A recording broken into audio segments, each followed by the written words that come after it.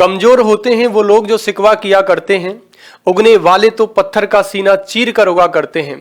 तो दोस्तों, आप लोगों को एक चीज समझ में आनी चाहिए, मेरे बिहार के प्यारे सभी लाडले हो, आप सभी जो बिहार एसआई की तैयारी में लगे हुए हैं, उन बच्चों के लिए खास मेरे पास 2-3 चीजें हैं, उनके ऊपर मैं आज बात करूंगा। और ये चीजें अगर आप अपने मन में, अपने दिमाग में उतार लेते हैं तो डेफिनेटली आपका सिलेक्शन 2024 में होने वाले एग्जाम की बात जो आएगी, मेरिट आपकी बच्चा उसमें सुनिश्चित ही होगा। दिसंबर 17 तारीख का आपका पेपर जो फिक्स हो गया है, 2 पालियों में आपका पेपर होना है भाई। बिहार एसआई की जो प्रथम पेपर है वो 17 तारीख का होने जा रहा है। मैं उन सभी साथियों के लिए कहना चाहूंगा जो सभी साथी अभी भी अपना मनोबल को डाउन कर लिए हैं और ये सोच रहे हैं कि भैया अब हम कैसे होगा, कि अब तो इतना नजदीक एग्जाम आ गया है, हम तैयारी नहीं कर पाए, हमने सिलेबस नहीं पढ़ा, हमने ये नहीं पढ़ा, हमने वो नहीं पढ़ा।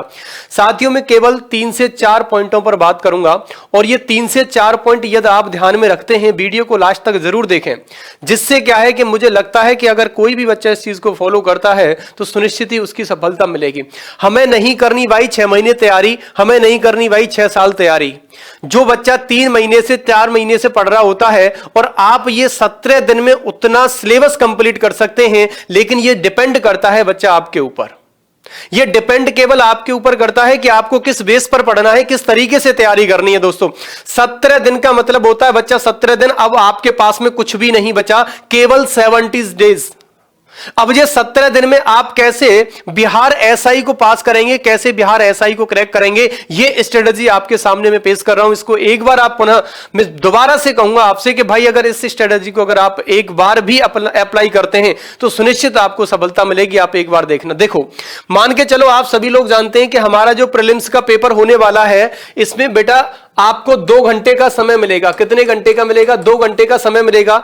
और इसमें बेटा 100 आपके क्वेश्चंस मिलेंगे और हर क्वेश्चंस के 2 नंबर होंगे। इसका मतलब है ये पेपर आपका 200 नंबर का होगा भाई।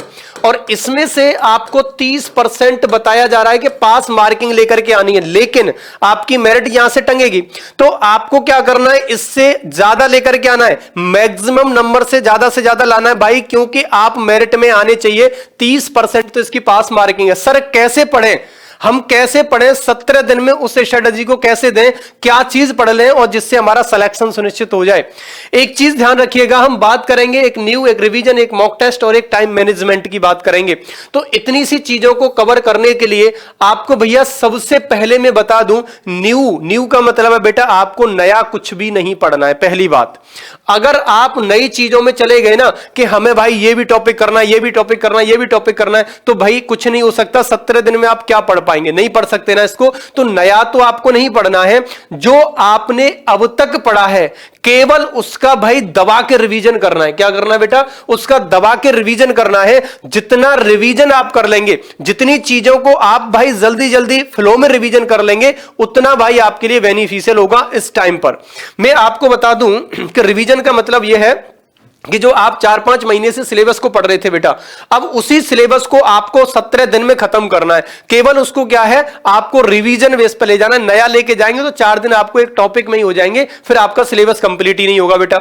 एक और बात यहां पर आपको समझ में आनी चाहिए, 17 दिन का मतलब है कि आपकी हर चीज इस समय आपसे दूर हो जानी चाहिए, केवल स्टडी। भाई 17 दिन तक अगर आप मोबाइल यूज नहीं करेंगे तो कोई बड़ी बात नहीं है। 17 दिन तक आप व्हाट्सएप यूज नहीं करेंगे, कोई बड़ी बात नहीं है। फेसबुक, इंस्टा, ट्विटर, जितनी भी आप सोशल साइट पर एक्टिव रहते हैं, अगर वो 15 से 17 दिन तक अगर आप बंद कर देते हैं बच्चा, तो कौन सा लॉस हो जाएगा यार आपका। लेकिन अगर 17 दिन आप बेटा 10 से 12 घंटे की मेहनत अगर आप कर लेते हो, 17 दिन अपने एक 4 दीवारी कमरे में बंद होकर के अगर पढ़ लेते हो, तो आपका जीवन बदल जाएगा। और आप अपने जीवन को बदलने के लिए अपने लिए 17 दिन आप अवश्य दें। लगभग 12 से 14 घंटे की तैयारी आप जरूर करें। 6 घंटे की आप नींद लें। अरे यार 15 दिन नहीं भी सोओगे, आप 15 दिन 4-5 घंटे सो करके काम चला लोगे, तो कौन सी बॉडी का लॉस हो जाएगा यार। 15 दिन और ये 17 दिन जो हमारे बीच में आ रही है ना भाई, 15 से 17 दिन की जो स्ट्रेटजी मैं आपको बता रहा हूं, इन दिनों के अंदर अगर आपने मेहनत कर ली ना, आंख बंद करके मेहनत कर ली ना, ये चीज सोचो ही मत कि क्या कहेंगे लोग, सबसे बड़ा है ये हमारा रोग। भैया लोगों को मत सोचो कि क्या कहेगा कि 15 दिन में तू ये कैसे कर सकता है। भाई हम कर सकते हैं, हम ही तो कर सकते हैं, और कौन कर सकता है। वो वाली बात कही है ना कि हवाओं के भरोसे मत उड़। हवाओं के भरोसे मत उड़, चट्टानें तूफानों का रुख बदल देती हैं। हवाओं के भरोसे मत उड़, चट्टानें तूफानों का रुख बदल देती हैं। अपने पंखों पर भरोसा रख। हवाओं में तो तितलियां उड़ा करती हैं या पतंगें उड़ा करती हैं। तो बेटा आप अपने भरोसे पर रहो। 17 दिन में आपको न्यू कुछ नहीं पढ़ना है, दबा के आपको रिवीजन करना है और मॉक टेस्ट को तो बिल्कुल नहीं छोड़ना है। ज्यादा से ज्यादा रिवीजन जितना करने के बाद आप प्रैक्टिस सेट, भाई एक सोने के समय सोएंगे तब कसम खा लीजिए कि आज से हम सोने से पहले एक मॉक टेस्ट लगा के सोएंगे, चाहे कुछ भी हो जाए। एक मॉक टेस्ट सोने के समय, और जैसे ही सुबह आप 6 बजे 5 बजे उठ जाते हो उस समय फिर से एक मॉक टेस्ट लगाएंगे। तो ये 2 मॉक टेस्ट पर डे आपके चलने चाहिए भाई। 17 दिन में आपके 34 से 35 मॉक टेस्ट खत्म हो जाने चाहिए। और उसके बाद जो आपका दिन भर का समय है, दिन भर में आप लोग YT पर हमारे साथ जुड़ करके बच्चा अपने वो सारे क्वेश्चंस को सॉल्व कर रहे होंगे जो आपके एग्जाम में देखने के लिए मिलते हैं। आपको मैं ये नहीं कह रहा है कि YT के पर मेरे साथ जुड़े, लेकिन आप जहां भी जुड़ रहे हैं उसको बहुत बेहतर तरीके से पढ़ें। कंटेंट की वीडियो पढ़ने का कोई मतलब नहीं है भाई, बिल्कुल भी मत पढ़ना, कुछ नहीं हो सकता। केवल अब ये 17 दिन है, इसमें केवल आपको क्वेश्चंस प्रैक्टिस करनी है, जितना हो सके उतना प्रैक्टिस करनी है। मैंने क्या बताया, टाइम मैनेजमेंट की बात मैं कर रहा हूं भाई। आप 3 महीने से पढ़ रहे हैं बेटा, 3 महीने पढ़ रहे हैं और 3 ही घंटे पढ़ते हैं। 3 महीने से अगर आप पढ़ रहे हो, 3 ही घंटे आप पढ़ रहे हैं, तो कितना आपने पढ़ लिया बेटा? अगर आप 3 घंटे पर डे पढ़ रहे हैं तो 3 या 9, तो 900 अगर हम बात कर लेते हैं घंटे की, अगर हम बात कर ले तो आपने बेटा 90 घंटे एक महीने में पढ़ा। एक महीने में आपने केवल 90 घंटे पढ़ा, 30 या 90 3 घंटे के हिसाब से।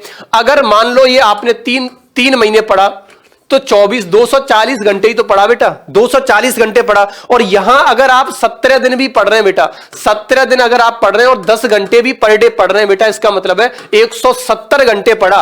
और ये 170 घंटे हमारे भारी पड़ जाएंगे 240 घंटे के ऊपर, क्योंकि इस समय पर जो माइंड की कैपेबिलिटी है ना वो इतनी फास्ट काम कर रही होगी आपकी, क्योंकि अब यही तो प्रेशर है हमारे पास, यही तो टारगेट है। अगर ये 17 दिन हमने झोंक दिए ना भाई, अगर हमने अपनी पूरी मेहनत लगा करके इसमें हम कूद गए ना, तो 17 दिन हमारी जिंदगी को बदल देंगे। तो मेरे भाई मेरे दोस्तों, वो चीजों पर आप फोकस करना स्टार्ट कर दो कि अब हमारे सामने कुछ नहीं है, हमें इन्हीं 17 दिन में सब कुछ करना है। वो वाली कंडीशन होती है ना, डू एंड डाई वाली, या तो करेंगे या फिर मरेंगे। या तो हम करेंगे भैया क्या तैयारी, या तैयारी करना छोड़ देंगे। इसका मतलब है या तो हमें पास कर ही लेना इस बार। अगर ये 17 दिन आप चूक गए ना बेटा, तो आप अगले 1 साल तक 2 साल तक कब वैकेंसी आई तब तक आप पीछे हट गए। तो हमें 17 दिन मेहनत करनी है। यार दोस्त बाबू सोना पोदीना सबको छोड़ दो, व्हाट्सएप फेसबुक इंस्टा ट्विटर सबको छोड़ दो। केवल किताबों से प्रेम और अपने मॉक टेस्ट से प्रेम हो जाना चाहिए। रात दिन की मेहनत एक करने के बाद 10 से 12 घंटे पर डे पढ़ने के बाद आप 17 दिन के बाद रिजल्ट में देख लेना, आपको जरूर फील होगा कि हमने 6 महीने की पढ़ाई इन 17 दिन में कंप्लीट कर ली और सर आपने जो कहा था वहां से हमारा क्वेश्चंस जरूर आया है एग्जाम में। तो आपको बिल्कुल भी परेशान नहीं होना है, सारी चीजें आपकी हो जाएंगी। 170 घंटे अगर आप यहां पर अपने आप को दे देते हो तो डेफिनेटली सुनिश्चित ही आपकी सफलता मिलेगी। मैं पुनः एक बार बताना चाहूंगा कि न्यू कुछ भी नहीं पढ़ना, रिवीजन दबा के करना है जो भी आपने पढ़ा है। मॉक टेस्ट पर डे 2 लगाने ही लगाने हैं। और टाइम मैनेजमेंट का मतलब मैं यहां यही कहना चाहूंगा कि पर डे 10 से 12 घंटे अगर आप पढ़ रहे हैं बच्चा, तो पिछले 3 महीने के टाइम को मैनेज आप कर गए और 3 महीने की पढ़ाई में ही हमारा माइंड अच्छा चलता है। और उतनी पढ़ाई आपने 17 दिन में कर ली है तो डेफिनेटली सुनिश्चित ही आपको सफलता मिलेगी बच्चा। तो इन्हीं शुभकामनाओं के साथ बच्चा मैं आपको बहुत बहुत आभार धन्यवाद और मां सरस्वती से वंदना करना चाहूंगा कि मेरे उन सभी प्यारे बच्चों को आशीर्वाद दें और उन सभी प्यारे बच्चों को सद्बुद्धि दें जो हमारे बिहार SI के एग्जाम में 17 तारीख को बैठने वाले हैं। तो इन्हीं शुभकामनाओं के साथ बहुत बहुत आभार धन्यवाद।